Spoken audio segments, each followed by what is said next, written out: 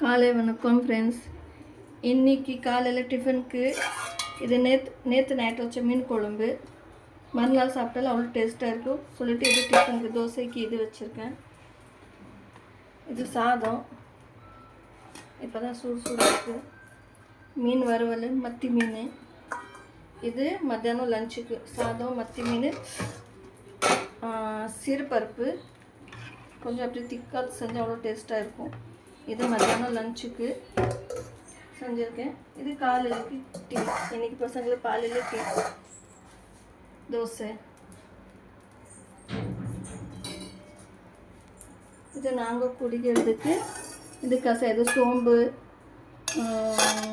ஓமம், இஞ்சி, வெந்தயம், சீரகம் போட்டு நைட்டு ஊற வச்சுட்டு வேக வச்சுட்டு குடிக்கிறதுக்கு இது அவ்வளோ நல்லது உடம்புக்கு.